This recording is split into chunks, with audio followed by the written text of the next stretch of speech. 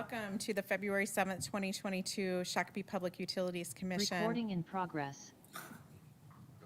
Commission meeting. Ms. Nelson, would you please call the roll? President Mokel. Here. Vice President Fox. Also here. Commissioner Brennan. Here. Commissioner Krieg.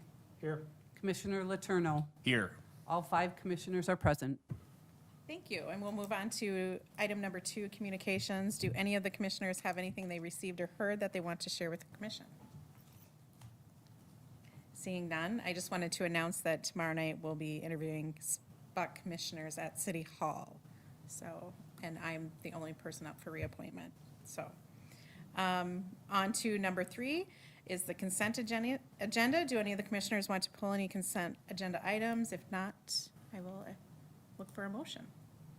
Motion to accept the consent, the agenda as is. All right, I have a motion. Can I get a second? Second. Motion and a second. Any other comments? I did want to say a public thank you to Mr. Romansky for all of his service to SPU, which is in the consent business. Hearing that, all in favor say aye. Aye. All opposed, motion passes. On to item number 4, which is our liaison report. Commissioner Brennan, do you have anything you would like to share with us? I do have a few things, and they're not specifically related to the meeting. So the city staff has informed the Planning Commission that they will be reviewing a zoning text amendment, which will allow alternative fueling stations in the industrial zone. And that means compressed natural gas and electric for trucks, because there's some interest in our large businesses that have trucks to do other things than regular gas. So that will really affect us. I received notice that Seagate had been for sale for a number of years, and we had discussed that when we were looking at our rates, and Seagate has decided that they're not going to sell their building and they're going to retain it, so there won't be any changes there. And the city has also submitted an application for a federal grant, as well as state bonding for the hub. And the hub is a facility that's unique to the state. It's a combination of education, labs, workforce development, and entrepreneurial space. And it's to develop entrepreneurial to use in our industrial area. It will also teach people how to work with the specialized industries in our community. So I think Greg will be contacted to see if there's going to be a letter of support for that hub that can be submitted with the federal grant and for the bonding. So I think we'll see something in the next few meetings. So it's pretty exciting. It's going to be very different than anything that's in the region. And we have a letter of intent from the Minnesota State Mankato to be the educator in that facility. So it's pretty exciting, pretty innovative for the community. I think that's all I have. Okay, that is really good news, because I know our industrial park has been asking for something to educate, to keep employees here, because they were sending them to other suburbs and then losing those employees to other employers. So this is a really good thing for Shakopee. So are there any other comments or questions from Commissioner Brennan? Seeing none, we will move on to number 5, which is the public comment period. Our public comment period provides an opportunity for the public to address the commission on items that are not on the agenda. Comments should not exceed 5 minutes. As president, I may adjust the time limit based upon the number of persons seeking to comment. This period may not be used to make personal attacks, to air personality grievances, or for political endorsements or campaigns. The public comments are intended for informational purposes only. Commissioners will not enter into a dialogue with commenters, and questions from the commissioners will be for clarification only. Is there anybody who would like to address the commission this evening? Seeing none, we will move on to number 6, which is our general manager report, and 6A is the report. Mr. Drent. Commissioners, and Madam President, Commissioners, thank you. We've been busy on, we've been doing a lot of AMI stuff, which Sharon will report on a little bit later. Commercial solar rebates, we made an adjustment on less than 40 kW on solar. A little different. We hadn't had it on the commercial side of things. We just made it a net metering solar rebate, so we changed a little bit of philosophy there. Doesn't change a lot. We just wanted to make sure that if somebody has on less than 40 kW on the commercial side of things, we're also allowing a rebate for that. We're working on some clean energy with MMPA, which we'll have another update with Sharon. AMI contract with NISC is underway. We hope to have that back at our next meeting, hopefully no later than the March 1st, first meeting in March, but I think we're going to have it next meeting. We're going to hopefully have that ready. Water Department's been working on some backflow stuff. Obviously, a big discussion today later on, service territory. Lots of internal discussions on that and work on that, so we're excited about that. We did have an MMPA meeting, which after this one, we'll have a little report on that. I did meet with Kaden this last week as well. We just kind of review some things. Had lunch with MVEC, Ryan, which talked about the agreement and final negotiations on that. Pump House 23, we were looking at the Scott County fiber system again, which will hopefully clean up some of our bandwidth issues. We might have a subcontract for a couple of years, but we're looking at getting on that system and doing that fairly quickly. We did get an accounting supervisor hired. She starts on the 22nd. We'll have some more reports on that. She has her bachelor's degree in accounting. She had worked for Scott County and then moved to Florida for a while and is now relocating back to the area with the spouse. So we're excited about that. She is currently a deputy CFO for a city in Florida, so has a little city experience as well as then we can train into that. So we're excited about that as well. West End Development, there's been lots of discussions with that. We've been working with city, attending meetings on that. Joe and his group are on that quite a bit.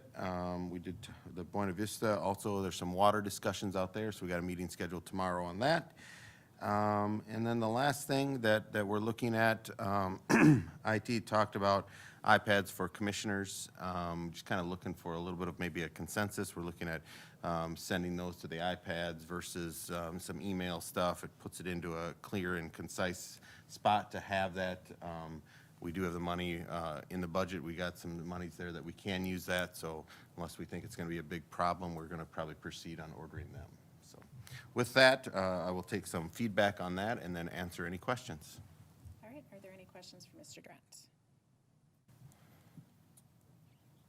All right, Okay. thank you very much. Yes, thank you. With that, we will move on to 6B, which is our MMPA 2021 year-end review. Thank you, Madam President, Commissioners.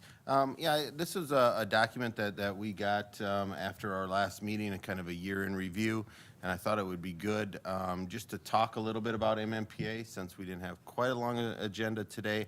I thought it'd be just a good refresher of kind of where MMPA is at and what they're working on, as well as just a review on what MMPA is. Minnesota Municipal Power Agency, again, just as a refresher, is we're with one of 12 members in that group. That purchase wholesale power, and we have assets. And as you can see by the sheets, and if you want to see mmpa.org is a website that you can go on and learn a little bit more about. But just a refresher, so of the communities that are involved in this: Anoka, Arlington, Broughton, Buffalo, Chaska, East Grand Forks, Elk River, Lee Sewer, North St. Paul, Olivia, Winthrop, and us. So we kind of got it spread out there. A group that started that used to buy energy from NSP, and we kind of formed a group. Shakopee was just purchasing for a while and then joined as a full member and is actually the largest member of MMPA. So we have monthly meetings on that as well, just all the gamut on anything that required to get power to everyone, transmission stuff, as well as contracts that we deal with. And I thought it would be good just to talk about year in review on that. So I'll just pull that up a little bit on there. So again, that, some of the outline, we talk about the business environment, the strategies of MMPA a little bit, 2021 operation, and then financial results. We do see the business environment. Climate is changing. COVID is definitely disrupted the economy. Currently, inflation affects, how much the energy costs that we buy. Natural gas prices have crept up over the little while, and you can see later on by our portfolio, we do have natural gas in our portfolio, as well as Shakopee, Faribault Energy Park, and then Minnesota River Station in Shakopee. And then high world natural gas prices are not helping the economy. I think electricity in general, it's not just MMPA, but you'll see it all over the place that things are a little bit higher. Some of the summer months seem to be getting hotter with global warming a little bit. And then also the cooling degree days, it's warmer on that. So this is just a chart to show what it's been since 1980. And this is an indice that's well-known that they use, and the graph shows that it's going to be hotter over time and continue to climb. And as an agency, we look at what does that do for our peak loading and how do we supply that with growth and this happening. We definitely need to make sure that we continue to keep an eye on that and where electric prices are going to be. And then, winters are getting warmer, which helps a little bit on natural gas, because not as much natural gas is being used. But with some of the things that have happened over the last couple of years, it has made that gas a little bit more expensive. For example, the June or the February cold, when all the cold went down into Texas, and then now there's a rider on some of this, and you're seeing this on your natural gas bills in the homes, as well as we see a rider at MMPA on some of the gas prices that we buy there. June heat, we set a new all-time peak. So as an agency, we peaked out at 420.5 megawatts. So in comparison, we're right at about 110, 108, so pretty close to 110 megawatts. So we are about a fourth of that. So we are a big player in that industry. So what happens here and decisions we make, we bring back to that board, and we definitely have a little bit of say there because we are over right at about a fourth of the load there. And then December, we had a tornado for the first time in Minnesota, which is scary to think about, but those are the things that are happening. At MMPA, we've had some, we've had some challenges with some people at plants, and they've made some adjustments on that. Labor markets have had quit rates of 14.4% over the last 5 months. So this has been a challenge. I don't think any sector hasn't felt this a little bit. Shakopee Utilities, we've been successful to dodge this bullet a lot, but there is people that are looking for other opportunities. There's no doubt about that. People have done that a lot. You're hearing that a lot on the news and stuff, so we need to just make sure we stay on top of that, and I think some of the things that this board has done has made it appealing to work here, and I appreciate that, and we got a few new things that are coming in our handbook, and I think that's just going to solidify people wanting to work here, some of the changes that we are making. Unemployment rate is at 3.9%. Obviously, we've had some discussions on supply chain challenges, and at MMPA, there's been the same problem. So if a part is needed to run an engine, it seems like it's harder to get, So we're looking at the board level, do we stock more parts? For example, on Faribault Energy Park or Shakopee, is something that could fail, used to be able to overnight it. Now it's harder to get, so we're looking at do we stock parts on the shelf? But then some of those parts can be expensive and you're not going to use them for a while. So those are some of the challenges we're looking at and some of those decisions we make at a board level.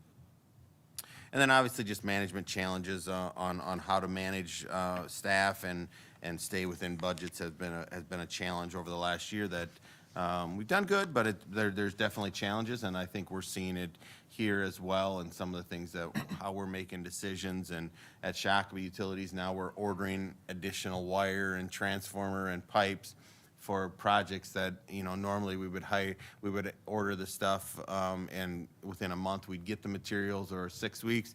Now we're looking at, we need to order stuff for next year's projects already. So we've looked at what a transformers looks like. Joe and Brad have looked at what are lead times, what do we have for inventory, do we stock up now for not this summer, but the following summer. So there's some challenges that we're looking at there, but we're trying to stay on top of that as we go about that.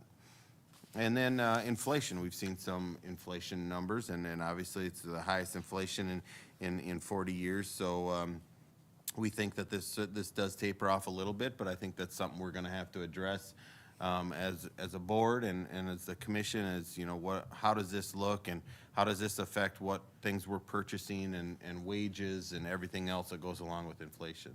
Yeah. Before we get too far away from it, I want to touch on the supply chain bit. Yeah. My former job, before my present one, was actually kind of in the field of, you know, most large OEMs had gone to the on-time delivery where they have it, you know, somewhere else and they get it where they need it.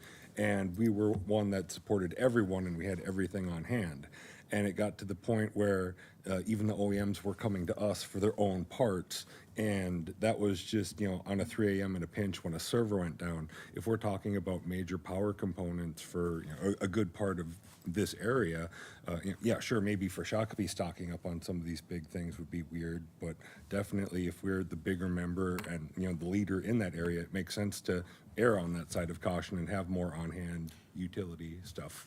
Yep, and yeah, absolutely. We definitely need to, and we will continue to do that. Wire, it's not too bad that there's a crossover. We have dual voltage systems, so it's sometimes that if we run a certain voltage, some other community may not run that same voltage, so it's a little bit of a challenge, but we can definitely look at that and, you know, and be that supply house. I know that in past, I know a few years ago, Hutchinson Utilities came to us. We had a basement pad that they didn't have, and we sold them a piece of equipment. So there's definitely communities that do lean on us a little bit, but it gets a little more cringe, and like, do we give up our stock? Now you're almost more protective of it because we want to make sure we have it for our own customers, and the growth that we're experiencing here, we don't want to be short. So there's a balancing act on that, no doubt.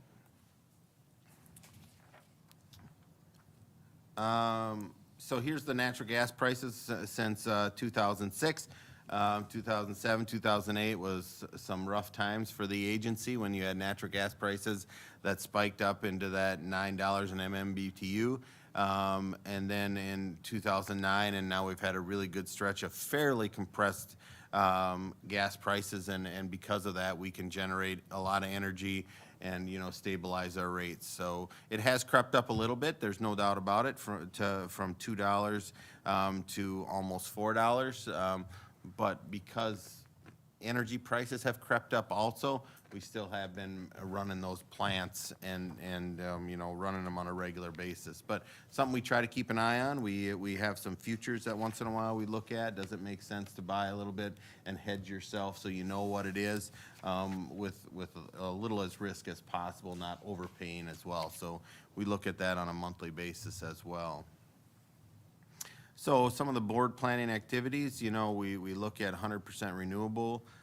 Global warming, many utilities have adopted that 100% renewable. Some customers want it, and we have it with some of our clean energy choices. But we also look as an organization, does it make sense to go there? So we're definitely planning. And then at the federal and state level, what regulations are coming? So we're trying to keep a pulse on where is that power industry going, and are we going to have to be there? Do we have to be there by a certain time? Is there a carbon tax? I mean, we look at all those things on a regular basis, so we've been busy trying to make sure we stay on top of those type of things. Faribault Energy Park is really similar to prior years.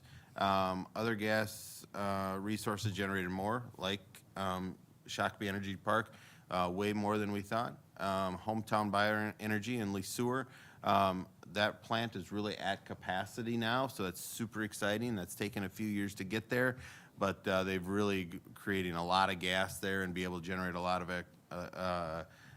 of gas, which then generate into Lesueur system. And then Oak Glen Wind Farm output dropped. And that is because that is a facility that MMPA owns. And then those low locational margin prices there, if prices go in the negative on the MISO system, which they do on certain times at night when the wind is blowing, we actually shut that plant off. And we'll actually stop the wind turbines from generating because you actually have to pay to get your wind into there. It's kind of a weird thing that MISO has, and you can watch MISO prices. They have an app for it, and you can kind of watch what they are. And if they are low or in the negative, MMPA will shut that off, so we don't have to pay to put our generation into there. So it's kind of it's a weird thing, even though it's just like people aren't using enough. That's why we do think that, you know, some of this nighttime load in EV charging, when prices are low, if there is load there, then those prices will creep back up and we won't have to curtail that. So that's something they watch on a regular basis, daily, hourly actually, and they have a dispatch center that will look at that. So total generation for MMPA. So as we look at this, so Faribault Energy Park, obviously in the blue there is the big hitter that runs the most. That's a 300 megawatt plant, combined cycle. That's the most efficient. The red there is Shakopee Energy Park, and you can see that just keeps getting bigger, so that's exciting. More, it has ran more this last year than it had in the previous years, so that's good. We got that purple. We got Oakland Wind Farm, which I talked about. It's a little less than prior years, but still a really good spot there. The black is Hometown Bioenergy, so that you can see that that line is, you know, thicker than it was in previous years. And the green is Black Oak wind farm that we have a contract with to purchase that energy. And then the yellow is Buffalo Solar. So that is a fairly new one that solar development went in Buffalo. I believe it is an 8 megawatt facility, 7 point some megawatt facility in Buffalo that MMPA manages there. And that goes right into Buffalo's distribution system, but it's created just like Shakopee. It goes in, all the members get the benefit from it. If you got maintenance on it, all the members have to pay. So it's treated the same, just like this one here in Shakopee. So you don't get a special rate because you have it in your community. You just got an additional resource, and to be able to use it if the transmission grid went down, that's a generation asset that we can use. So 2021, again, rates are still below Xcel Energy. So if we were buying off the market from Xcel, we have better rates than that. Net income was good this last year.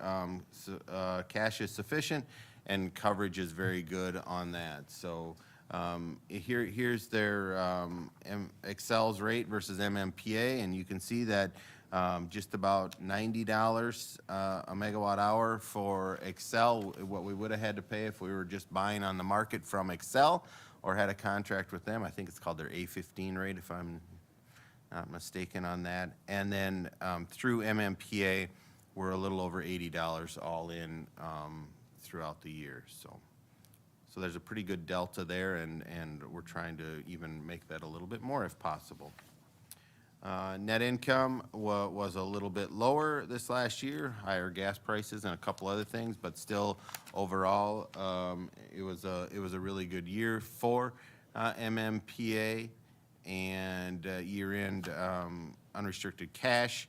Again, MMPA is a little bit like we are. We know there's some projects coming up that we want to continue to invest in renewables and try to meet some of those mandates. So we do have a little bit extra cash there. So we either retire debt early or we will use them for future projects. So we definitely are looking at. We do have a contract like with Manitoba Hydro for capacity. When that goes away, whether we can re-up that or do we buy capacity in this area, and we need to use cash for some of those transactions that we work on. Outstanding debt, again, there was debt for Shakopee Energy Park, there's debt for Faribault Energy Park, Hometown Bio, some of those different ones that we sell debt for. And you can see that it's a, you know, $160 million in debt. But, you know, the important one is to make sure that our bond requirements and the coverage, and obviously you can see that from that side of things, we're in really good shape to make that we have enough cash on hand. And as we do other projects, if we pay them in cash, we'll just make sure that we have enough bond coverage on that. So overall, a very good year for MMPA. They are going to have the annual dinner that every one of them will be invited to. That's going to be in Anoka this year in either June or July, I believe. I think it was said. I haven't got the email on it. And they do a little bit of a more presentation, a year in review type of things. But I thought it was important that not just to put this under a consent item, that we're able to, you know, look at what MMPA is doing for us. And you know, we like I say, we're at the table on that every month, and we vote on things and pay bills just like this board does. We just do it once a month there and look at that. So with that, I know that was a lot of stuff. It was kind of quick. I wanted to give you the presentation ahead of time, so if you could look at it and you had questions. If I can't answer them, I will definitely get you the answer. But at a high level, that's kind of what MMPA has done this last year. All right. Are there any other questions for Mr. Durant?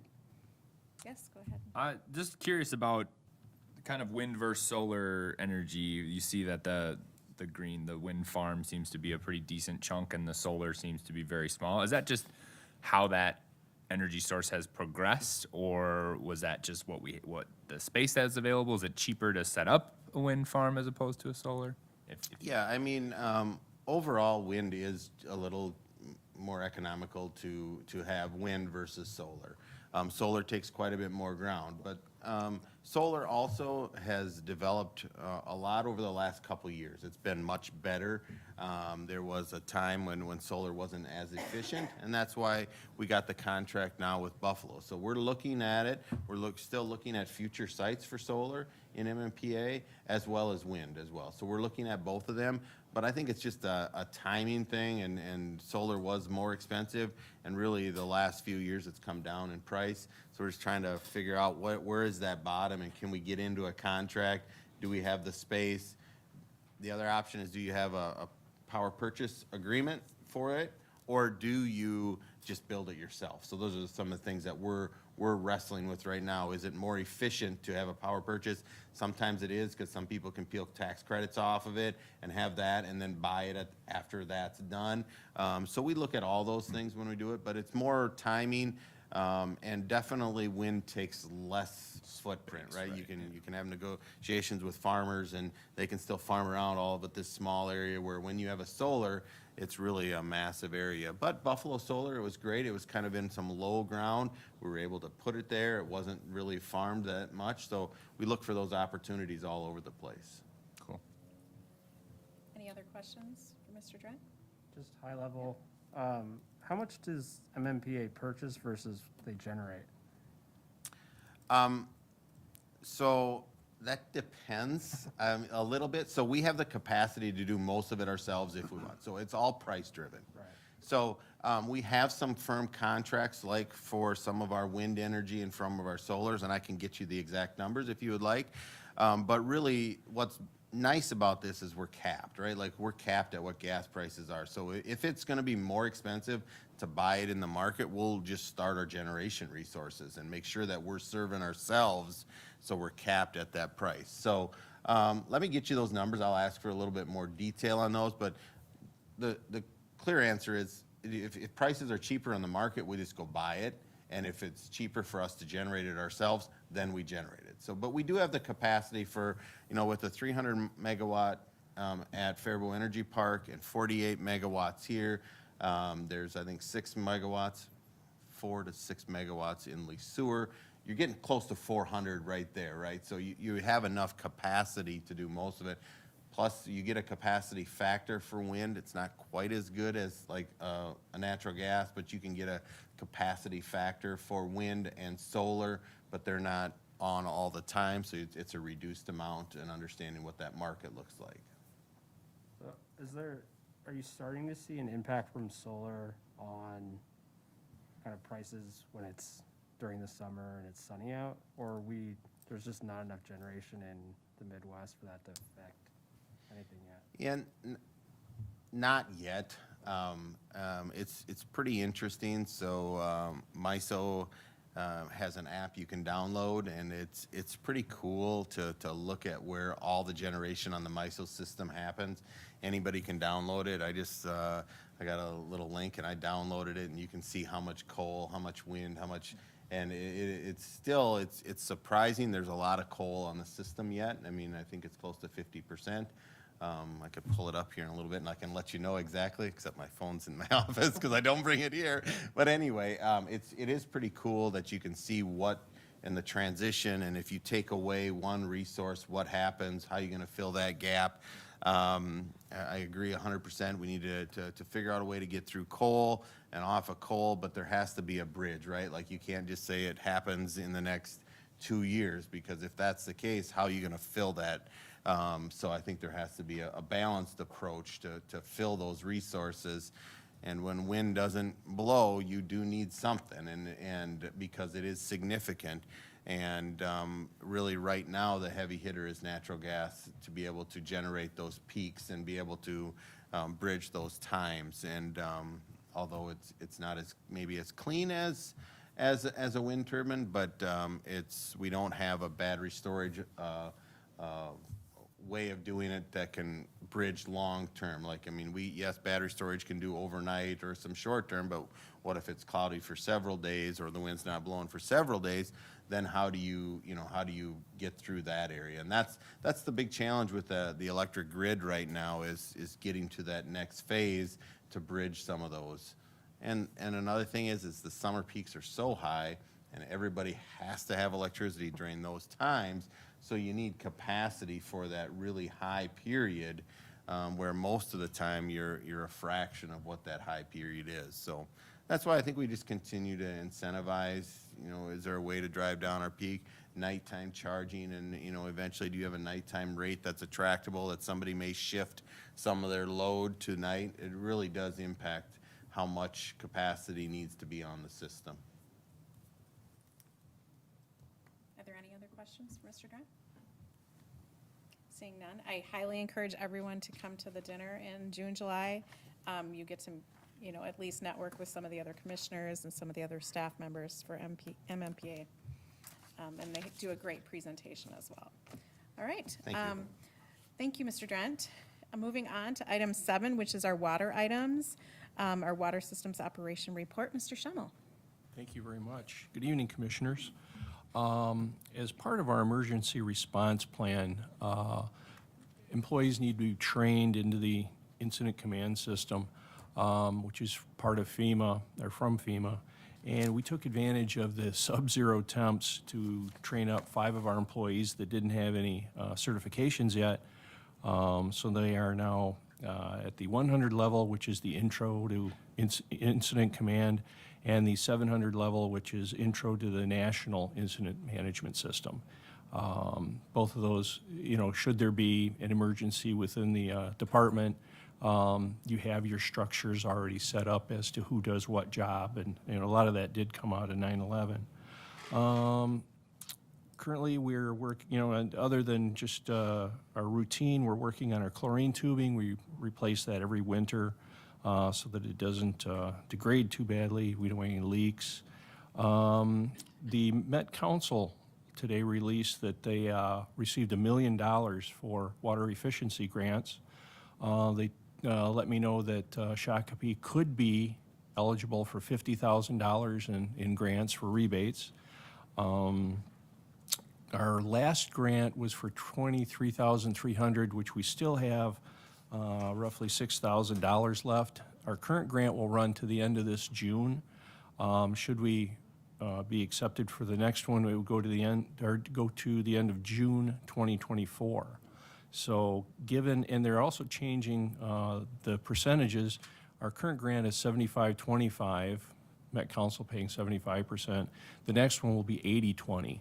So if we were to get the $50,000, we would have a total of $62,500 to give out in grants. We'd probably expand our program to offer rebates on other appliances or devices.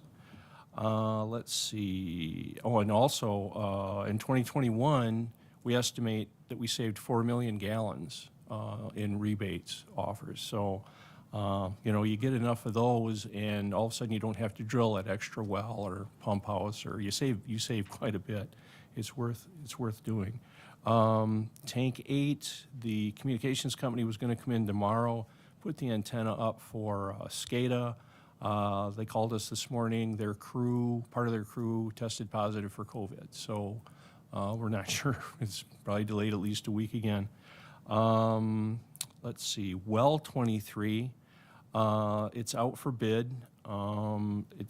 Bids will be open February 28th at 2 p.m. Engineer's estimate was just over $600,000 on that. And that's at the Tank 8 site. Pump House 23, you need a pump house for your wells. The pre-design meeting is going to be this Friday at 9 a.m., and that's WSB was selected as the engineer for that project. Pump House 23, our initial thoughts, that's going to be sort of a basic treatment for up to 4 wells in that area. Chlorine, fluoride, possibly phosphate if needed. So it's going to kind of be a manifold where it's brought together. Then, should it be needed, we're going to site it on the land so that we could add future treatment, filtration, whatever might be needed. So that's going to be kind of an exciting process, That's what I have for a report this evening. If there are any questions. Are there any questions for Mr. Treshamo? Seeing none, thank you very much for your Thank you report. very much. All right, moving on to item 7B, the normal evaluation survey district water treatment facility study. Mr. Adams. Thank you, Commissioners, President Mokel. Staff wants to update the commission on the latest discussions we've had with the Shakopee School District in the city on potential siting of a future water treatment plant next to our Pump House 15 along 17th Avenue in between Sunpath Elementary and the city's soccer complex or sports complex. Back before the holidays, due to the commission's direction to pursue the hybrid option for future water treatment, Lon just spoke about the second high service district site up by Tank 8 for wells and a potential treatment plant. This is for the normal pressure zone, so the lower area of the city. And the hybrid option for future water treatment was initially evaluated by SEH to be near the gravel pit, but we realized that we already have a site that was laid out for future water treatment in Pump House 15 for up to 5 wells, 3 of which are in service now, and we have 2 future well sites there.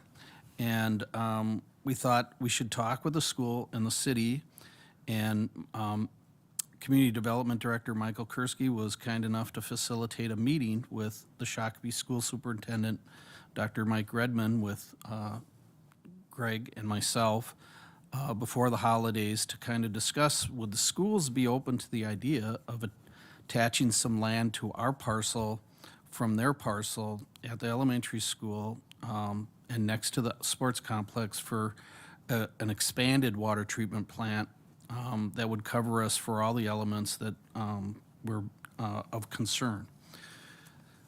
At that meeting, we were encouraged because both parties expressed interest in working together for the betterment of the community. So we were invited to go to the School Facilities Committee meeting in January. I was not able to attend that myself, but Greg went to that.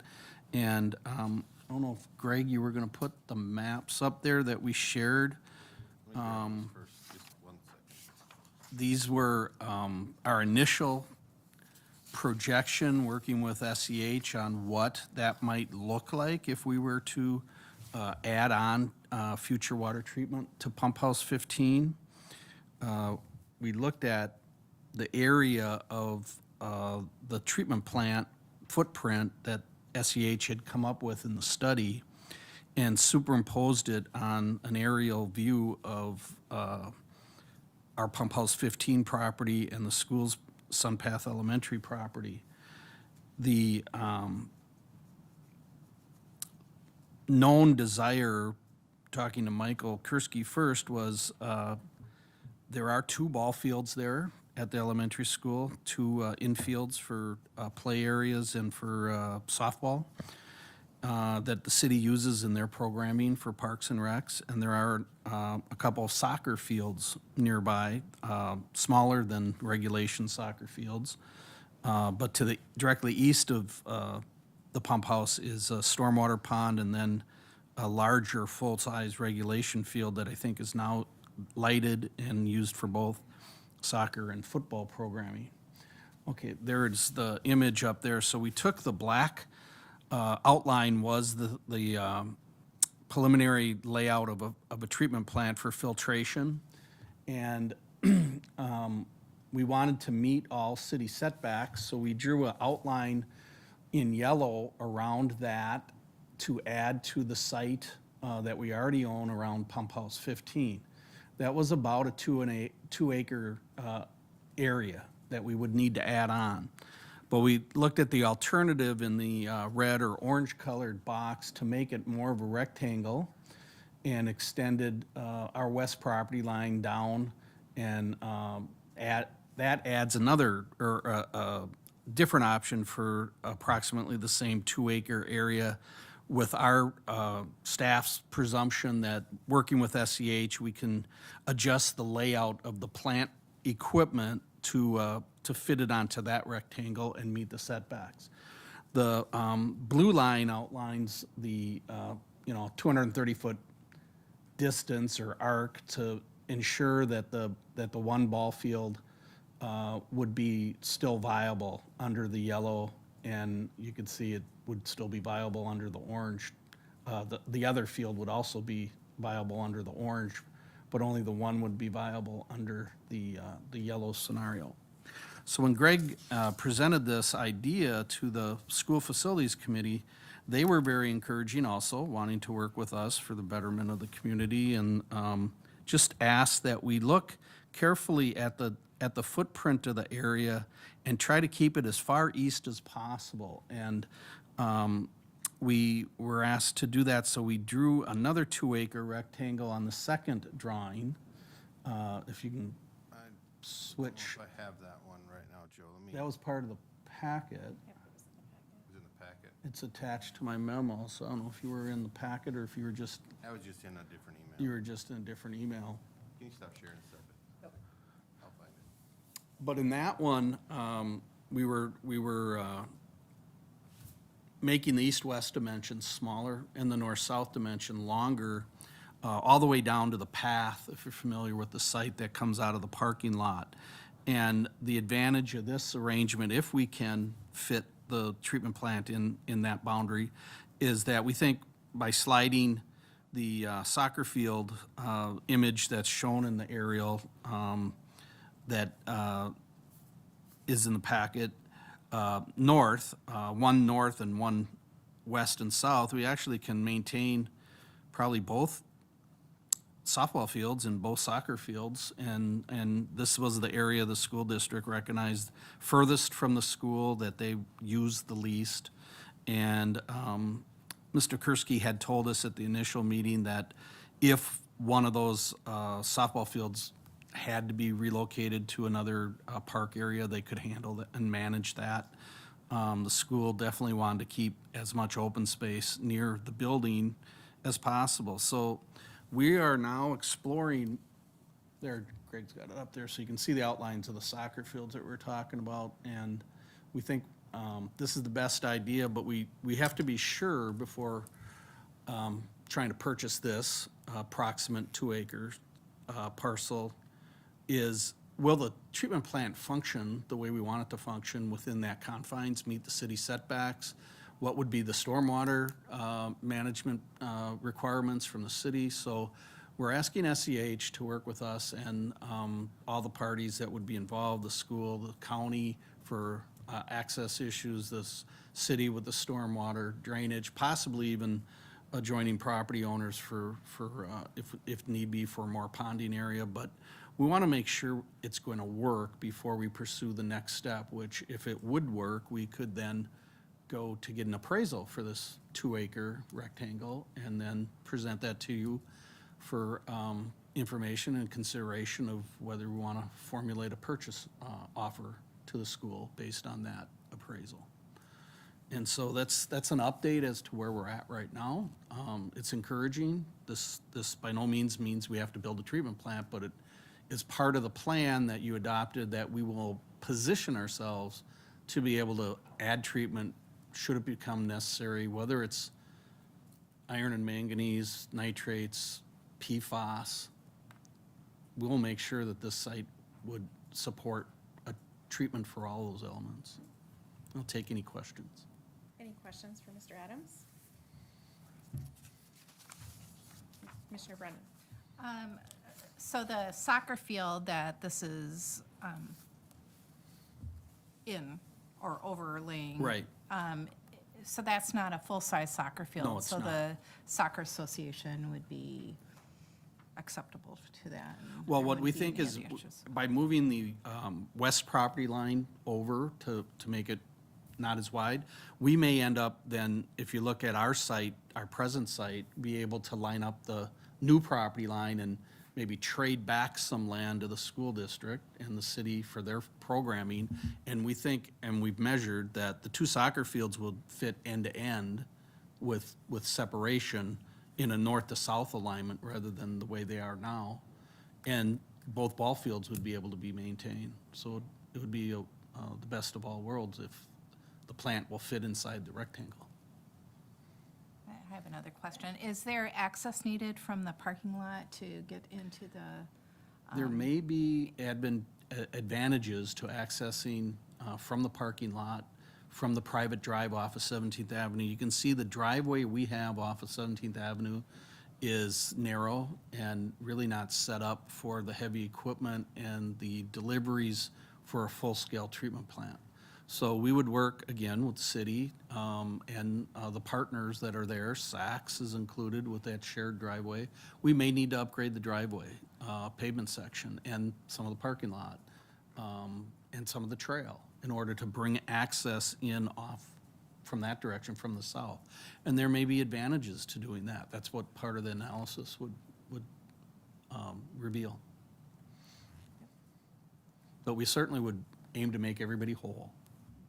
Commissioner Letourneau? What is, when you pull up that area on Google Maps here, there's a part that's just south of that road that comes in that's not greened out, telling me that it's owned maybe, or it's a different. South of South what's of- on this picture here? Yes, like I think, just, Greg, were you gonna bring Google Maps up or be able to?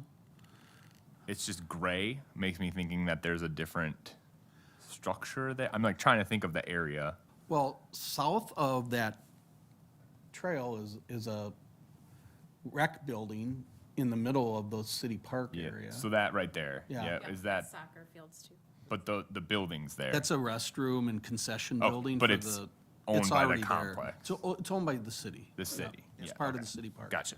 Now, if you zoom out a little bit, you can see to the west, Control House 16, where we have a well, but no chemical treatment and pumping controls, and then south of that is a submersible well.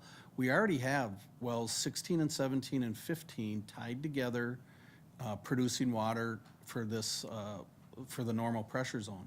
We own another site just off the southeast corner of the parking lot and have an easement and own a site to the south, and piping is in place for future wells 18 and 19 that would the piping is in place to pump house 15.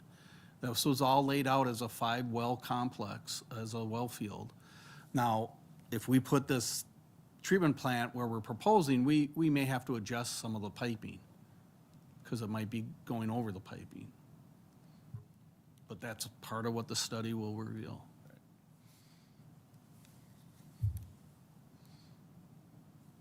Would the existing building be integrated into the new building, or would we have 2 buildings right It's a next good to each other? question. There's two schools of thought there, and that's part of what the study will explore. We're considering that at Tank 8 right now. We're building the type of pump house for minimal treatment with chlorine, fluoride, possibly polyphosphate, which we can have in that type of building. It does not have a basement. You know, it's got a shallow foundation, slab on grade kind of. This treatment plant would have a well, a wet well as it's called. I mean, it would go into the ground deeper.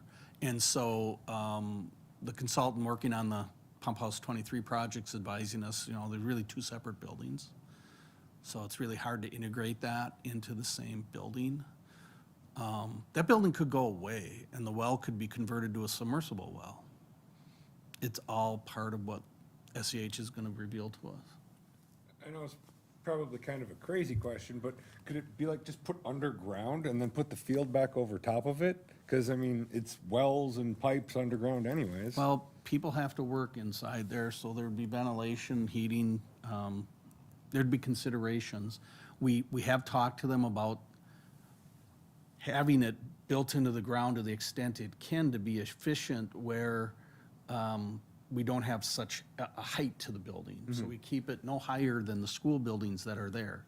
And if you're familiar with the area right now, since we acquired this pump house site from the school originally, from SunPath as part of the partnerships we've had over time, our architecture is very similar to the school itself, and we would probably do the same thing. We would try to blend in to the extent we can with, don't get the idea the whole rectangle would be a building footprint. We'd have to meet some setbacks and there'd be some parking area, but we try to keep it as low profile as possible. But I don't think it can be completely underground. Well, But like an we can, L-shape or something where you we- have part of it and. we can ask, you know, as part of the study, we can explore those things. All right, are there any other questions? Just one quick one. I can't remember, is there an elevation change between the field on the right and basically the right over there and then going up towards the fields we're talking about? Well, I think there is an elevation change from north to south. The southern half of the complex is at a higher elevation. There's kind of an embankment you have to walk up. I know that trail that comes out of the parking lot for SunPath, that goes uphill over to Pump House, or Control House 16. So, yeah, there is some elevation change across that entire 30 acres or 40 acre site. Okay, any other questions? I just had a comment. I did visit the site today during recess time, and there was a lot of kids that were using that area that's, we're not going That to open build on. space, yeah. So I think it is a good idea to leave that space available for kids and a little bit more running room. Yep, the school, you know, of the two initial ones, definitely preferred the orange one, the rectangle, and just asked us to skinny it up as much as we can. Okay, sounds good. Any other comments or questions? Okay, thank you, Joe. Thank you. Appreciate the update. Moving on to number 8 is our electric systems operation report. Mr. Carlson. Thank you, Madam President, Commission. Happy to report no outages since our last meet. A lot of projects going on.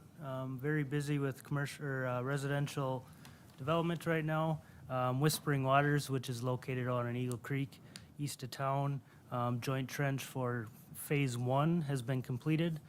Crews are terminating and energizing cables out there, as well as Valley Crest Edition, which is off of County Road 83. Joint trench has completed this week, and crews are finishing up setting equipment and energizing terminating cables there as well. Next week, we are starting Windermere 5th Edition, basically Phase 1. There's a lot of Parade of Homes is coming up. A lot of developments are making little phases throughout their overall project. So that's starting next week.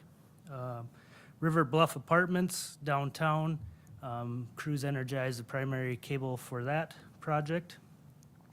And tree trimming has started. All of our electric crews are pushing out and getting that done as well as we speak. One little other, crews changed out a switch in the beginning development of the Summerland Edition. It's just a portion that we had to tie back into the overall system. So very busy, and it's been cold, so. That's all I have for report. Any questions for me? All right, are there any questions for Mr. Carlson? Seeing none, thank you very much. Thank you. All right. Number 9 is our human resources, which you have nothing this evening. So we'll move on to number 10, which is our general reports, and 10A is our marketing customer service report. Ms. Walsh. Thank you, President Mokel and Commissioners. Business Clean Energy Choice. I am happy to report that another one of our top CNI customers has elected to participate in that program.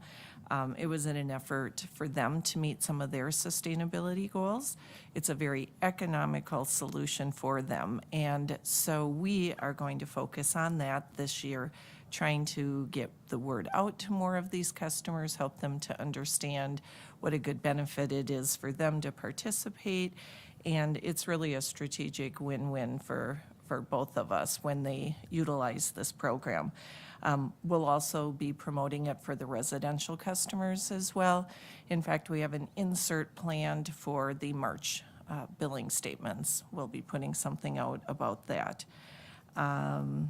I think the other piece of this that's pretty exciting and good news is that this newest account, through conversations with them, is willing to partner with me and kind of share a success story or a case study about what they're doing. And hopefully that will help get traction among the other commercial industrial accounts as well.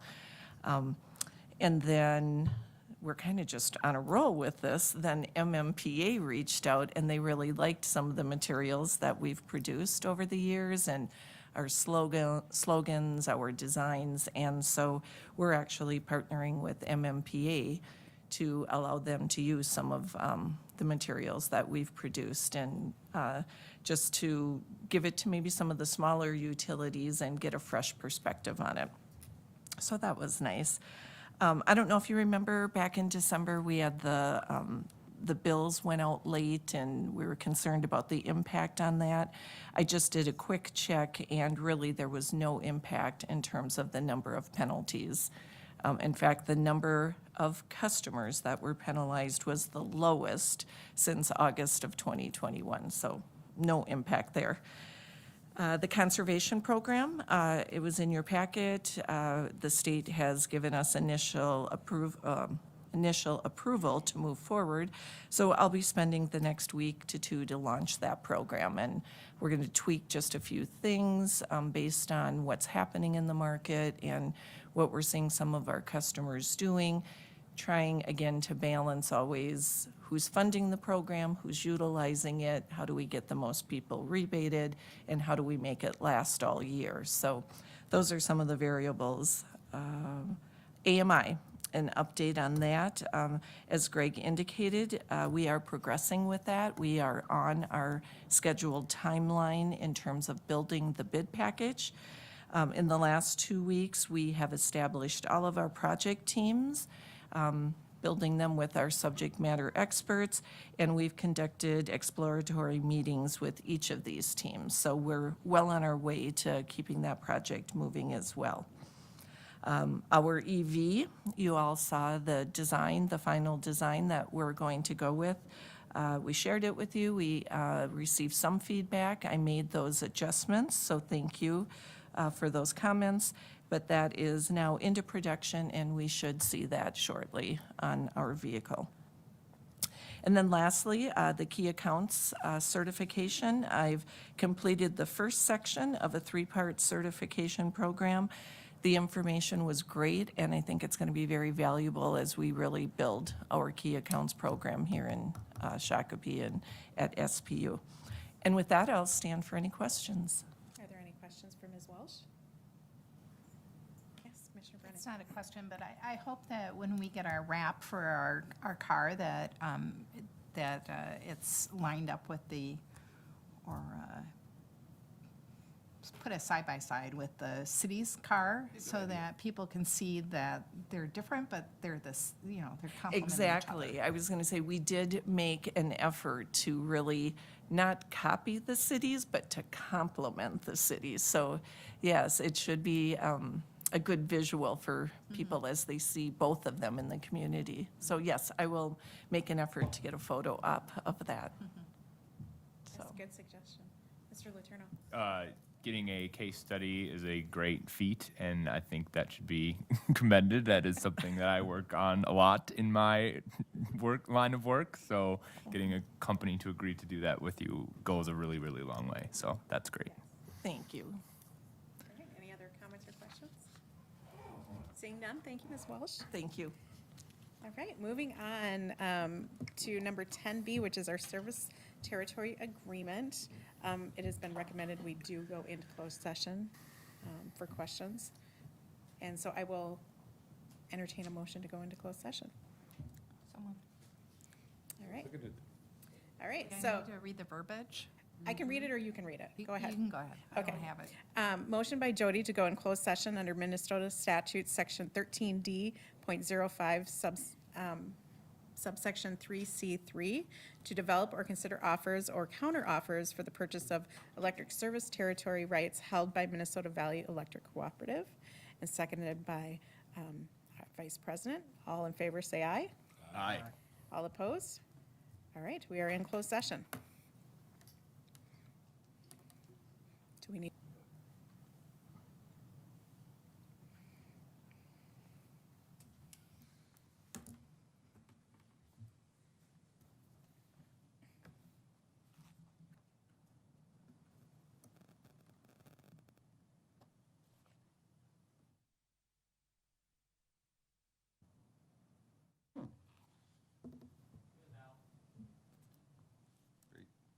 Okay. How come it said, wait, how come it said live up there? Okay.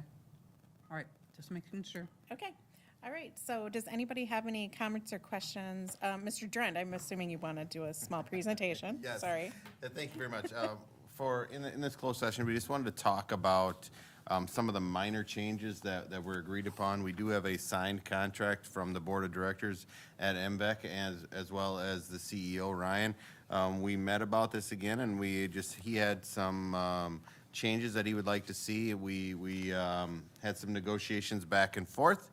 Ryan would like to see, and their board really would like to see that this process start after the first meter is installed. We have, before the 10 years starts.